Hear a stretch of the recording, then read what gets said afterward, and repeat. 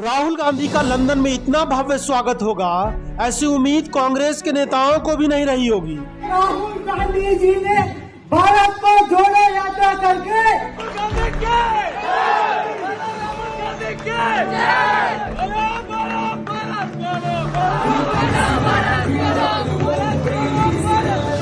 राहुल गांधी को लेकर लोगों की ऐसी दीवानगी भाजपा की नींद हराम कर रही है।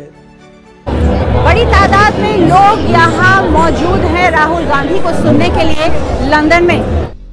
भाजपा नेताओं ने खूब कोशिश की, मीडिया में खूब हवा बनवाई कि दुनिया में मोदी का डंका बज रहा है, लेकिन ये क्या हो रहा है? लंदन की धरती पर तो राहुल राहुल और भारत जोड़ो के नारे लग रहे हैं।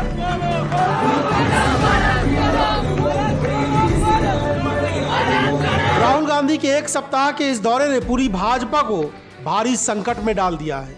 रविशंकर प्रसाद, अनुराग ठाकुर, संबित पात्रा, गौरव भाटिया जैसे नेताओं प्रवक्ताओं के बस का अब रोग नहीं लग रहा है कि राहुल गांधी को वो खामोश कर दे।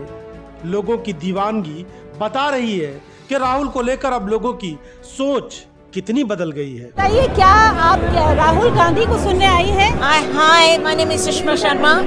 आप हम पहली बार इत्थे आए हैं। मैं मिस्टर गांधी ने मिलना चाहती हूँ कि I feel a pride in him. I have so much pride in him what he is doing it for not for himself but he is doing it for the public now, whereas there is a lot of politics being played behind the scenes, but he is doing something that it helps everyone.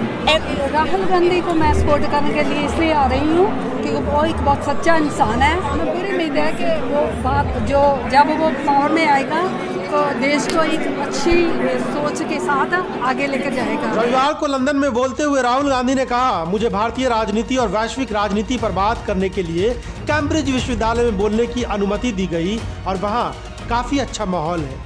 मैं सोच रहा था ये काफी अजीब है कि एक भारतीय राजनेता कैम्ब्रिज विश्वविद्यालय और हार्वर्ड विश्वविद्यालय में भाषण दे सकता है, लेकिन वो भारत के एक विश्वविद्यालय में भाषण नहीं दे सकता। राहुल ने इस बीच मीडिया को भी नहीं छोड़ा। मीडिया के गोदी मीडिया बन जाने पर भी अपनी प्रतिक्रिया राहुल गांधी ने दी।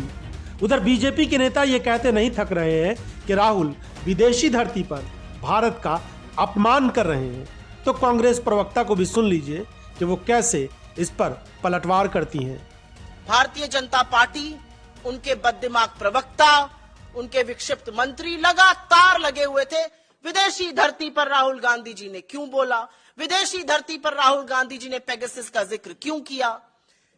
लेकिन ये सारे मामले धराशायी हो गए क्योंकि अपने राहुल गांधी जी तो लोकतांत्रिक मूल्यों की बात कर रहे थे।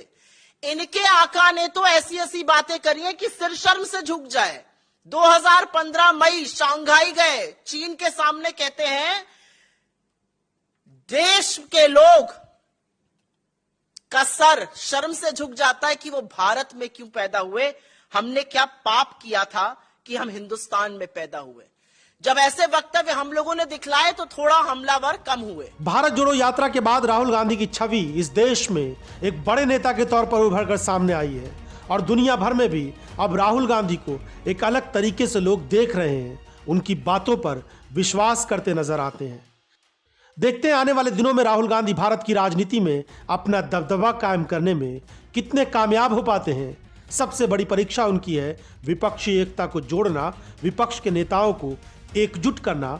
उसके बाद ही 2024 के चुनाव में भारतीय जनता पार्टी को सत्ता से बेदखल करने का विपक्ष का सपना पूरा हो सकता है।